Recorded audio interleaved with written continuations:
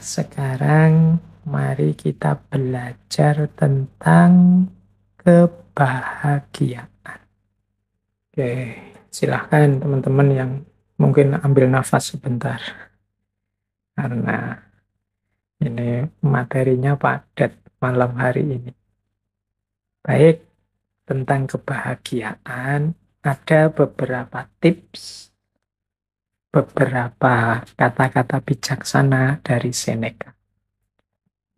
Yang pertama, kata Seneca begini, orang itu menjadi sengsara karena ia berpikir dirinya begitu. Begitupun dengan bahagia. Jadi, pertama, Seneca ingin mengingatkan pada kita bahagia atau tidak itu tergantung pemikiran kita tentang diri kita. Kunci pertama itu sama sekali tidak ada hubungannya dengan hal-hal di luar diri kita.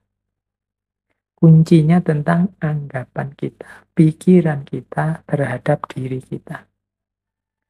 Sepahit apapun situasi, separah apapun kondisi, kalau kita menganggap, aku masih bahagia kok, aku masih bersyukur dengan situasi seperti ini, aku ini masih tergolong orang yang beruntung, jadi aku harus tetap bersyukur dan bahagia. Loh, itu ya kita bahagia. Meskipun situasinya sebenarnya tidak terlalu sedih, tidak terlalu mengenaskan, meskipun hanya kesulitan kecil saja dalam hidup, tapi kalau kita merasa, wah, hidupku ini malang sekali, hidupku ini menyedihkan sekali, salahku apa kok Allah mengujiku seperti ini, ya jadilah kita orang yang tidak bahagia. Meskipun mungkin sebenarnya ujiannya hanya kecil saja. Sebaliknya, orang yang ujiannya sangat berat, tapi menganggap, aku masih bahagia. Masih banyak orang yang lebih malang dari aku, lebih sedih nasibnya dari aku. Aku masih tetap harus bersyukur pada Allah. Oh, itu pun dia masih orang yang bahagia. Jadi bahagia atau tidak itu tergantung anggapan kita, pikiran kita tentang diri kita. Tidak tergantung pada hal-hal di luar diri kita. Apapun situasinya. Jadi, bagi teman-teman yang ingin bahagia, ayo dimulai sekarang. Tidak usah nunggu nanti, tidak usah pakai disarati macam-macam.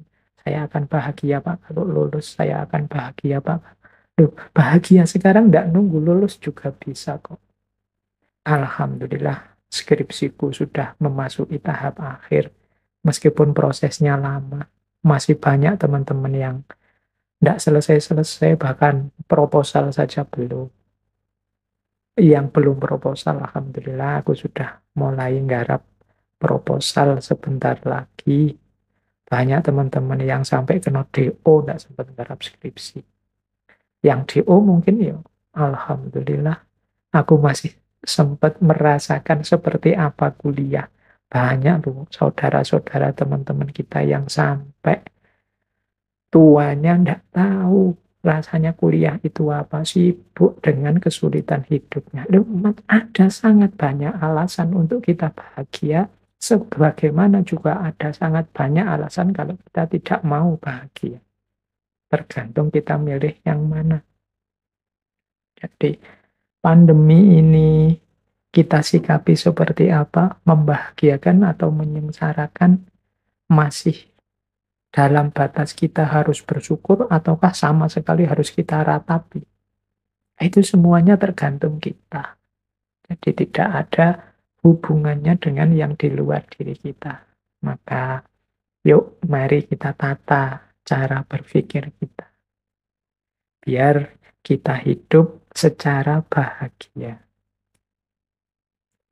Kemudian ada rumus yang kedua, kata Seneca begini, kehidupan yang bahagia adalah yang sesuai dengan sifat alaminya.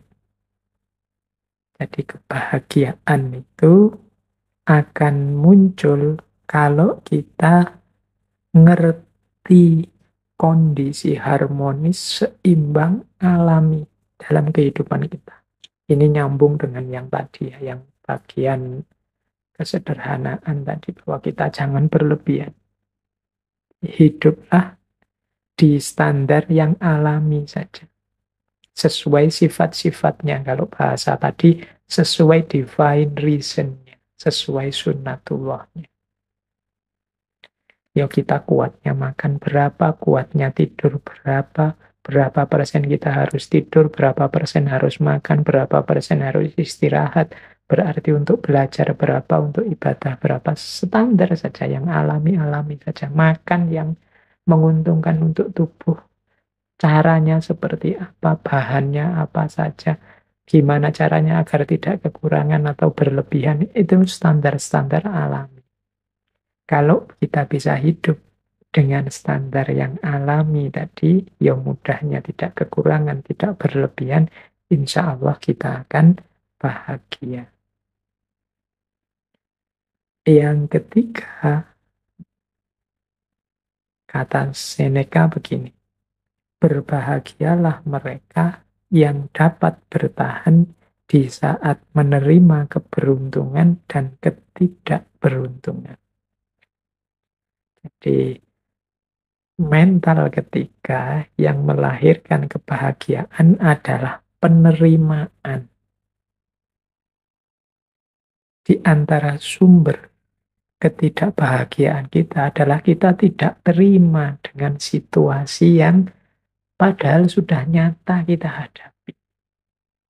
Kita tidak mau ngaku, kita tidak mau menerima bahwa oh iya, sekarang memang situasinya seperti ini. Oh iya, sekarang memang kondisinya begini. Mari kita terima dulu kenyataan hidup, kalau orang Jawa menyebut kasunyatan. Mari kita terima dulu apapun situasi yang memang sudah jelas kita hadapi. Ini akan membuat kita bahagia. Bahwa untuk selanjutnya, wah saya harus mengubahnya jadi lebih baik, saya harus memperjuangkannya agar lebih berkualitas, monggo. Tapi pertama-tama, mari kita terima dulu apapun situasinya. Jadi, kalau bahasa psikologisnya, jangan denial, jangan menyangkal. Kalau memang faktanya sudah terjadi, bukti nyatanya sudah kelihatan, yuk kita terima. Biar tidak gelisah jiwa kita, tidak bingung. Jadi, apakah itu jenisnya keberuntungan atau ketidakberuntungan? Ini lebih kondusif untuk kebahagiaan hidup kita. Dibandingkan kalau kita menolak terus, kita curiga terus, kita membantah terus, tidak terima terus. Itu secara psikologis tidak kondusif. Membuat kita tidak bahagia. Akan lebih baik kalau kita terima. Pak, kalau kita dibohongi, akhirnya gimana, Pak? Ya enggak apa-apa, kita akui saja bahwa kita memang dibohongi. Besok semoga saya enggak dibohongi lagi, berarti saya harus belajar. Itu lebih membahagiakan. Daripada sejak awal kita curiga, terus curiga itu pasti enggak bahagia. Suudzon itu pasti tidak membahagiakan. Kemudian hasilnya memang dibohongi, terus marah-marah. Ini juga tidak membahagiakan. Diakui saja fakta, berarti aku ini kurang pinter, aku ini kurang jeli, aku ini ternyata yang aku anggap aku ini pinter, ternyata aku masih bisa dibohongi, berarti aku memang manusia yang lemah. Sejak saat ini aku akan belajar biar tidak dibohongi. Itu mungkin lebih kondusif untuk hidup kita dibandingkan kita menyangkal terus, denial terus terhadap fakta yang memang sudah nyata kita hadapi. Lebih menenteramkan. Ini untuk level individu ya, level psikologi kita masing-masing. Mungkin kalau nanti urusannya beda, mungkin level sosial atau politik atau ekonomi logikanya mungkin berbeda, tapi untuk kenyamanan kebahagiaan hidup kita, penting bagi kita untuk mengakui dan menerima situasi yang kita hadapi, baik bentuknya keberuntungan maupun ketidakberuntungan. Nah, yang keempat, ini ada rumus dari Seneca begini. Keberuntungan itu adalah apa yang terjadi saat persiapan bertemu kesempatan. Ini rumusnya unik ya, kita dulu sering mendengarkan kalimat kejahatan itu terjadi kalau ada niat dan ada kesempatan. Ini kata Seneca bukan tentang kejahatan, tapi tentang keberuntungan hidup. Keberuntungan hidup itu akan terjadi kalau persiapan bertemu kesempatan. Jadi kalau kita ingin hidupnya beruntung dan bahagia, berarti apa? Ayo kita mempersiapkan diri. Sehingga ketika kesempatan datang, kita bisa memanfaatkannya untuk kepentingan kita. Itulah namanya beruntung. Untuk hal apa saja yang kita inginkan jadi target-target kita, kalau tadi di depan aja tujuan hidup kita, mari kita siap-siap. Jangan sampai kesempatannya datang, kita belum siap. Atau sebaliknya juga, persiapan kita sudah matang, kesempatannya tidak datang. Hanya saja, kalau kesempatan kan kita tidak menguasai sendiri. Kesempatan itu kadang datang dari luar diri kita. Tapi kalau persiapan, itu kita sepenuhnya yang melakukan. Jadi mari siap-siap. Sampean ingin apa? Misalnya, saya nanti ingin jadi orang yang di masyarakat itu dihargai, kemudian mungkin disuruh ceramah, disuruh sambutan, bisa kalau tiba-tiba disuruh memberi tausiah, wah itu besok bayanganku begitu aku. Nah berarti harus sejak sekarang latihan ngomong, latihan pidato, latihan ceramah, itu persiapan. Siapa tahu tiba-tiba ketemu momen, monggo mas memberi sambutan, memberi tausiah, ini Pak Yainya ndak datang. Lu kita sudah siap. Itu kan keberuntungan. Begitu tampil, wah ternyata luar biasa. Besok diundang bicara lagi ya. Itu namanya keberuntungan. Ketika persiapan ketemu kesempatan. Tapi kalau kita tidak siap sama sekali dan memang tidak menyiapkan diri, ya kesempatannya datang, dia akan lewat sia-sia. Monggo mas tausiah. Aduh, mohon maaf, saya tidak mampu, saya tidak pernah, saya tidak bisa. Ya sudah, kesempatannya lewat. Itu contoh sederhana. Dalam hal apapun juga begitu. Ketika teman-teman ingin meraih sesuatu, persiapkanlah diri sebaik-baiknya sehingga ketika sesuatu itu hadir, kita sudah siap menyambutnya. Itulah kuncinya hidup bahagia. Jadi beruntunglah kita yang ketika kesempatan datang kita sudah siap. Ini diantara rumusnya kebahagiaan. Berarti sehubungan dengan target-target hidup kita, keinginan-keinginan kita, kita harus mempersiapkan diri untuk menghadapinya, mengelolanya begitu kesempatannya datang. Karena keberuntungan itu terjadi ketika persiapan bertemu kesempatan. Jadi ada 4 rumusnya kebahagiaan. Kalau versinya Seneca, yang pertama, pikiran kita tentang diri kita jadi kunci bagi kebahagiaan kita. Yang kedua, hidup yang alamiah, tidak berlebihan, tidak kekurangan, sesuai sunnatullahnya, akan lebih membahagiakan.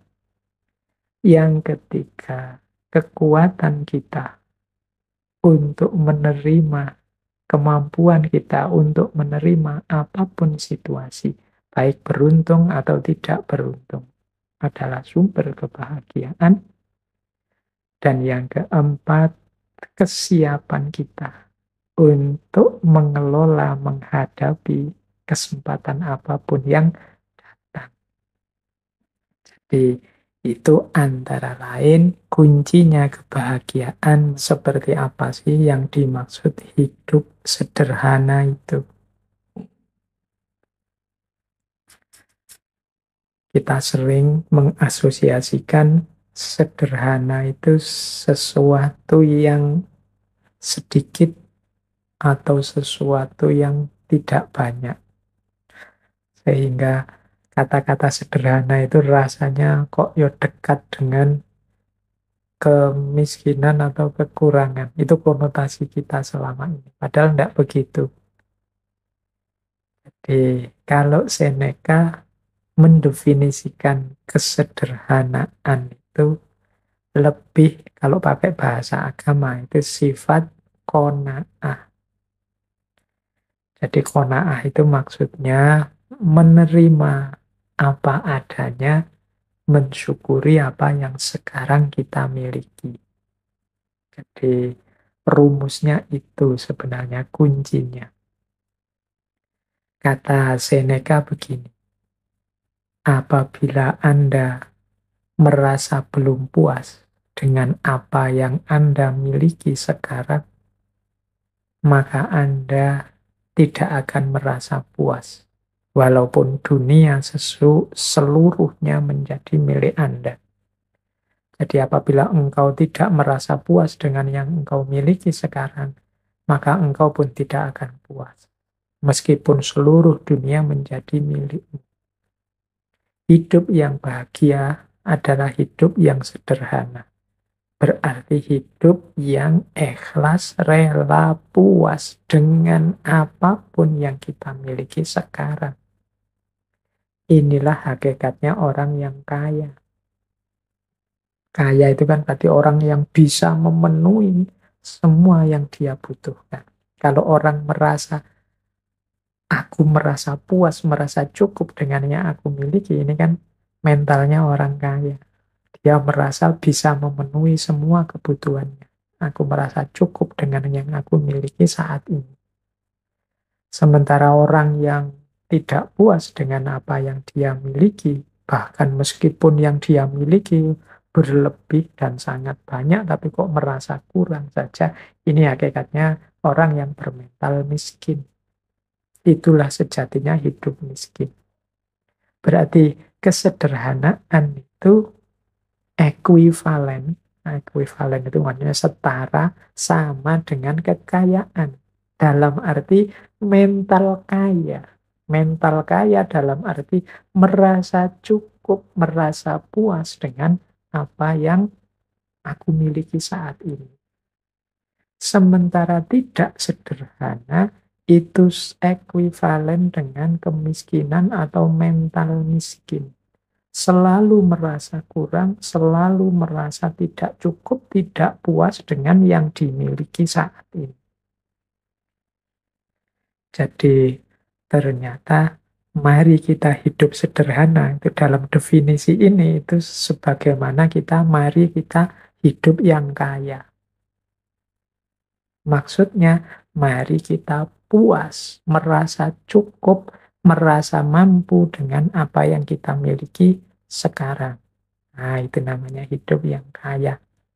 Jadi, boleh saja kita masih belum punya mobil, boleh saja motor kita masih motor tua yang itu, yang masih mogokan, yang tiap bulan sekali harus servis, yang harus selalu keluar uang banyak untuk servis, macam-macam. Tapi kita puas, kita merasa hidup saya itu sudah cukup, apa-apa saya punya, yang saya inginkan terpenuhi semua. Nah, kita bahagia dengan itu, berarti kita punya mental kaya. Itulah hidup sederhana. Jadi, kesederhanaan itu sebenarnya. Bukan sesuatu yang kesannya kan seperti serba kekurangan. Kita membayangkan sederhana itu di limit paling bawah, paling minimal. Sebenarnya ya kesederhanaan itu menunjukkan orang yang bermental kaya karena dia merasa puas dan cukup dengan yang dimiliki saat ini. Kata Seneca selanjutnya, tidak ada yang lebih terhormat dibandingkan hati yang penuh rasa syukur. Jadi orang yang senantiasa mensyukuri anugerah apapun yang dia dapat dari Tuhan dalam hidupnya, sekecil apapun atau sebanyak apapun, sangat berkualitas atau biasa-biasa saja, semuanya dia syukuri. Inilah orang yang layak kita hormati. Karena dia mental-mentalnya orang kaya, orang yang senantiasa puas dalam hidup. Dialah orang yang terhormat. Tapi orang yang senantiasa tidak puas, senantiasa mengeluh, senantiasa menuntut, seolah-olah hidupnya isinya hanya keruwetan-keruwetan, kesulitan-kesulitan saja. Menutup sebelah mata terhadap aneka anugerah Allah padanya. Ini menunjukkan orang ini mentalnya masih mental miskin. Jadi kalau pakai quotes-nya Seneca tadi, yang bersyukur tadi loh yang harus lebih kita hormati karena dia lebih terhormat. Bahkan mungkin meskipun kepemilikannya sangat minimal, tapi dia senantiasa bersyukur. Yang sedikit itulah yang dia syukuri di hadapan Tuhan. Alhamdulillah berarti kita puas dengan anugerahnya yang seperti ini, yang layak dihormati. Itu dari quotes keduanya Seneca tadi. Tidak ada yang lebih terhormat dibandingkan hati yang penuh rasa syukur. Jadi rumus pertama kesederhanaan itu adalah puas dengan apa yang dimiliki. Yang kedua senantiasa bersyukur. Dan yang ketiga adalah sampai kita melanjutkan hidup tanpanya, kata Seneca, kita tidak sadar betapa sangat banyak hal yang tidak penting. Kita menggunakannya bukan karena kita membutuhkannya, namun karena kita memilikinya. Nah, yang ketiga ini pelajaran bagi kita untuk cermat, untuk jeli, melihat bahwa sebenarnya ada sangat banyak hal yang kita miliki itu sebenarnya tidak penting. Jadi harusnya kita berbagi dengan yang lain.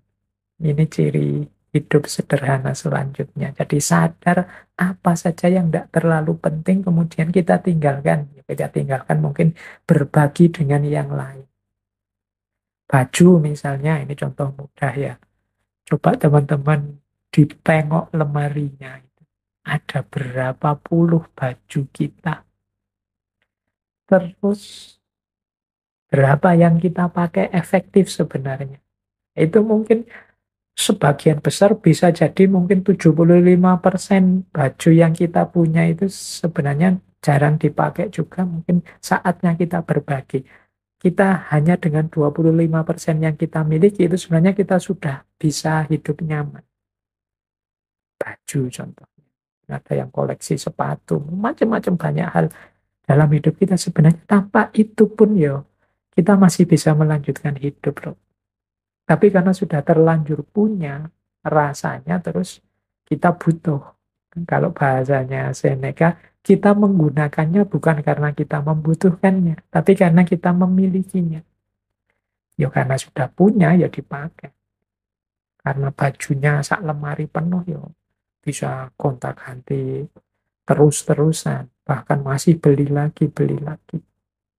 Jadi banyak barang kita yang seperti itu. Mungkin ada yang punya sepeda saja berapa, mungkin ada yang punya motor 3, mungkin ada yang punya HP 2 apa 3, mungkin ada yang wong satu saja cukup, motor juga satu juga cukup. Tapi rasa serakah, rasa ingin punya lebih, ini yang disebut tidak sederhana. Membuat kita terus mengoleksi hal-hal yang harusnya tidak terlalu penting untuk hidup kita. Kalau sudah terlanjur, berarti saatnya untuk berbagi. Berbagi itu mestinya ndak harus nunggu rusak dulu apa jelek dulu. Kalau bahasanya Al-Quran, Kebaikan itu justru ketika kita berbagi hal-hal yang masih kita sukai, masih kita cintai. Berarti baju yang paling baik, yang paling kita senangi, kalau kita berbagi ke orang lain, itu sebenarnya itu pahalanya paling besar. Itulah kebaikan. Jadi yang ketiga ternyata rumusnya, mari kita jeli, hati-hati, tidak membeli, tidak mengoleksi, tidak mengumpulkan hal-hal yang tidak penting dalam hidup kita. Jadi kalau memang harus beli, ya kita beli yang memang kita butuh dan penting. Yang sudah punya, ndak usah dikoleksi terus-terusan. Karena manusia itu kan karakternya memang kalau bahasanya Al-Quran, alhakumut takasur. Berlomba-lomba, berbanyak-banyakan. Senengnya koleksi. Kemarin ada banyak kasus orang mengoleksi tabung oksigen. Kadang-kadang ada loh orang-orang yang sebenarnya dia tidak sakit, tidak butuh oksigen. Cuma khawatir lah kalau nanti saya sakit gimana. Akhirnya dibela-belain beli tabung oksigen. Padahal semuanya sehat. Akhirnya yang sakit tidak kebagian oksigen. Nah ini mental-mental tidak utama. Jadi hidup yang tidak sederhana. Ya nanti kalau memang butuh, ayo kita berusaha mencari, membeli. Kalau belum butuh, ya sisakan untuk yang sedang membutuhkan. Jadi kata Seneca, sampai kita melanjutkan hidup tanpanya, kita tidak sadar betapa sangat banyak hal tidak penting. Kita menggunakannya bukan karena kita membutuhkannya, namun karena kita terlanjur memilikinya. Nah, ini berarti saatnya bersih-bersih segala kemubaziran yang tidak perlu. Yuk, kita biasakan berbagi, apalagi zaman-zaman seperti ini. Rumus ketiga itu. Rumus keempat, untuk hidup yang sederhana, kata Seneca begini. Ini melengkapi yang ketiga sebenarnya. Apapun yang melewati batasnya selalu dalam keadaan tidak stabil. Nah, yang ketiga ini rumus jangan berlebihan. Apapun itu ada batasnya. Apapun itu. Jadi, bahkan termasuk kebaikan. Kan sering saya bilang, baik itu utama. Tapi terlalu baik kadang-kadang malah jadi tercela. Terlalu, pokoknya ada terlalunya. Itu kan berarti melewati batas. Membaca itu utama, tapi kalau hidup untuk membaca terus, nggak peduli makan, nggak peduli temennya sakit, nggak peduli apa, ya jadinya nggak utama. Rajin itu bagus, terlalu rajin itu ya kadang-kadang malah diketawain orang. Kuliah jam 7, rajin sekali, setengah 7 sudah sampai di kelas, nunggu dosennya. Tapi terlalu rajin, misalnya kuliah jam 7, jam 5, habis subuh sudah nunggu di kampus, nah itu mungkin malah diketahui. Tidak, segalanya ada batasnya, yang wajar saja. Itu kesederhanaan. Jadi jangan melampaui batasnya. Di makan yang sewajarnya saja, jangan kekurangan. Dan jangan pula kelebihan. Minum juga begitu, beraktivitas juga begitu. Olahraga itu penting, tapi yo ada batasnya, jangan olahraga atau urusan mentang-mentang penting. Tidak juga begitu. Lari itu penting, tapi yo diukur kekuatannya, jangan berlebihan, tapi juga jangan kekurangan. Sepedaan itu penting, diukur kekuatan kapasitasnya. Jangan sampai nanti blunder, inginnya sehat, malah jatuh sakit. Jadi, kalau mengikuti rumusnya Seneca ini berarti mari kita hidup yang sederhana. Rumus yang pertama, sederhana itu kita puas, kita terima apapun yang kita miliki saat ini. Jadi, seperti saya bilang tadi ya, qanaah. Yang kedua, mari kita bersyukur. Yang ketiga, mari kita hidup yang efektif. Jadi yang tidak penting, tidak usah diambil, dimiliki. Yang sudah terlanjur dimiliki, boleh kalau memang mungkin kita bagi untuk sesama. Dan untuk selanjutnya, jangan memubazirkan apa yang kita miliki untuk hal-hal yang tidak penting. Misalnya membeli yang tidak ada gunanya. Hanya mengikuti hobi saja tanpa ngerti batasnya. Itu hidup sederhana. Dan yang terakhir ya tadi tentang batas. Jadi apapun yang kita inginkan untuk kita miliki atau kita lakukan, mari kita penuhi itu sesuai batasnya. Tidak kekurangan maupun berlebihan. Pas saja sesuai situasi dan kondisi kita. Baik, sampai di sini kita tadi dapat berapa tema. Sudah dapat tentang kehidupan, perjuangan, dan kesederhanaan. Nafas itu ada 7 tingkatannya. Yang pertama amarah, yang kedua lawamah, yang ketiga mulhamah, yang keempat mutmainnah, yang kelima rodiyah, yang keenam mardiyah, yang ketujuh kamilah. Jadi kita tazkiyatun nafas, tapi ayo dilihat nafas kita ada di level mana. Kalau tadi level belajarnya, sekarang level nafas. Ada amarah, lawamah, mulhamah, mutmainnah, rodiyah, mardiyah, kamilah. Amarah itu nafas kita yang masih angkara murka, masih nyaman, masih senang dengan keburukan, dengan kejahatan. Jadi masih menikmati perbuatan-perbuatan yang dilarang. Jadi itu amarah. Kalau amarah negatif pokoknya. Ini tidak susah untuk dipahami ya. Kalau jiwa kita itu melakukan kejahatan dan senang, melakukan keburukan kok menikmati, levelnya berarti masih amarah. Naik satu level adalah level lawamah. Lawamah ini nafas yang ya dia sudah tahu mana baik, mana buruk. Mana yang boleh, mana yang jangan, mana yang halal, mana yang haram.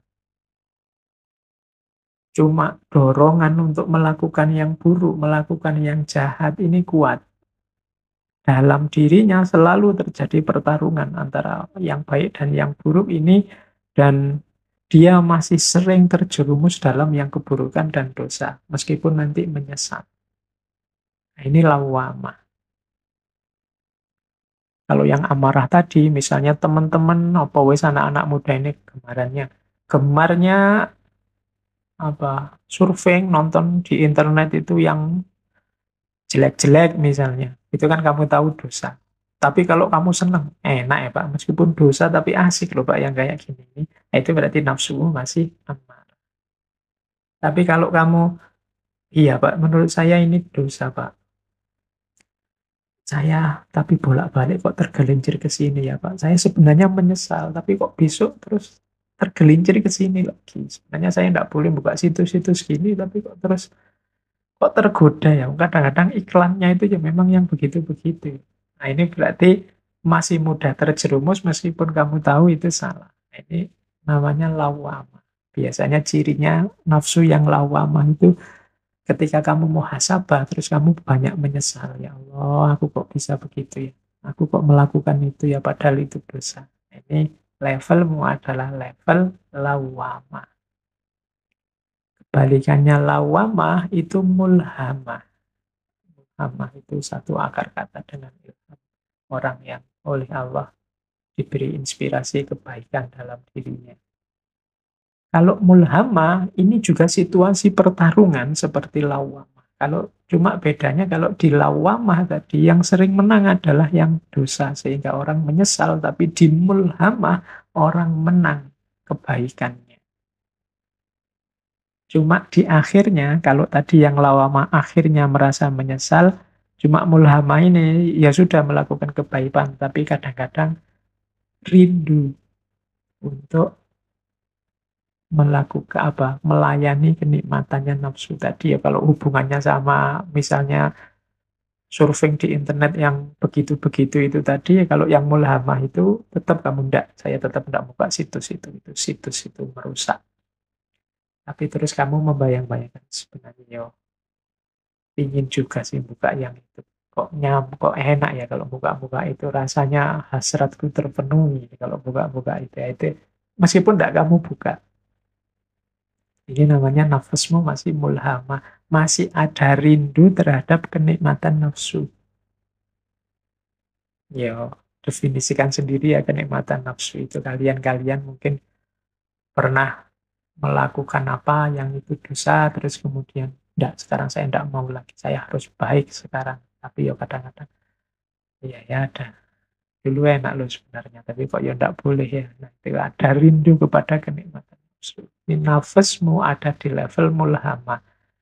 Masih lebih mending daripada lawamah. Karena dalam mulhamah yang engkau menangkan adalah kebaikannya, bukan dosanya, bukan keburukannya. Tapi kalau dalam lawamah yang dimenangkan adalah dosanya.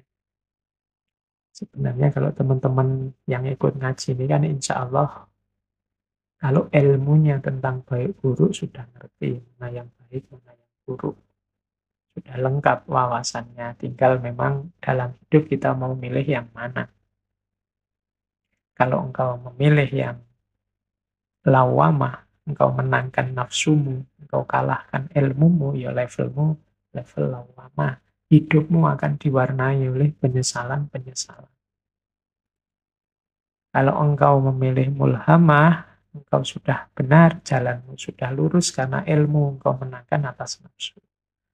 Ya, meskipun kadang-kadang pingin juga, tergoda juga oleh kenikmatan-kenikmatan nafsu dan tidak engkau layani. Ada naik lagi satu level, yaitu level mutmainnah. Kalau yang level mutmainnah, ini level yang sudah stabil, sudah milih kebaikan dan sama sekali tidak tergoda, tidak ingin kembali pada kenikmatan nafsu. Nah, ini berarti sudah mutmainnah. Kalau mengikuti firman-Nya Allah di surat Al-Fajr itu kan, ya ayyatuhan nafsul mutmainnah irji'i ila rabbiki radiyatan mardiyah. Kalau levelnya sudah mutmainnah, nafas ini sudah dipanggil oleh Allah untuk kembali padanya dengan rodiyah dan mardiyah. Jadi ini level mutmainnah, level yang sudah stabil. Ada di level keempat. Masih ada lebih tinggi kalau di Imam Ghazali sampai mutmainnah, tapi di Syekh Abdus Somad dari beberapa referensi masih ada level rodiyah. Rodiyah ini makom ketika kita ridho terhadap segala keputusan Allah. Orang yang ridho terhadap segala keputusan Allah ini adalah orang yang mampu untuk tidak lagi memandang dunia ini penting. Ya kalau orang masih menganggap dunia ini sangat penting, kemungkinan dia susah untuk ridho terhadap segala keputusannya Allah, karena ada yang dia anggap penting yang lain selain Allah. Jadi orang yang makomnya rodiyah ini orang yang Allah yang nomor satu dalam hidupnya. Levelnya adalah level cinta kepada Allah. Orang yang cinta itu kan yang dicintai selalu nomor satu. Syekh Abdus Somad mengilustrasikan bahkan orang yang di makom rodiyah ini, yang makruh saja dianggap seperti haram, yang sunnah saja dianggap seperti wajib. Sunnah itu kan boleh dilakukan, boleh enggak. Tapi bagi para pecinta, sunnah itu kayak wajib. Pokoknya harus aku lakukan demi yang dicintai. Yang makruh-makruh itu kan Makruh artinya dibenci. Cuma kalau terpaksa mau dilakukan ya monggo. Tapi bagi orang yang makom rodiyah, yang makruh itu dianggap seperti haram. Salah. Karena Allah benci itu, aku tidak menjalankan itu sama sekali. Jiwanya sudah jiwa rodiyah. Dua makom yang terakhir ini makom anugerah dari Allah, yaitu mardiyah dan kamilah. Mardiyah itu makom yang kita dicintai oleh Allah, sehingga batin kita bersih, sehingga amal kita ikhlas, sehingga banyak anugerah diberikan Allah pada kita. Mardiyah ini mungkin level-level banyak karomah, banyak keunggulan, banyak keutamaan. Itu menunjukkan kita diridhoi oleh Allah. Makomnya namanya mardiyah. Para aulia, para khawasul khawas ini ada di makom mardiyah ini. Ini makom pemberian dari Allah. Allah yang mencintai kita. Kalau tadi rodiyah, kita yang mencintai Allah. Puncaknya adalah kamilah. Kamilah ini sudah tingkatannya para nabi, para rasul. Orang-orang yang terpelihara dari perbuatan tercela karena Allah sendiri yang ngawasi, Allah sendiri yang nuntun. Ini makom kamilah.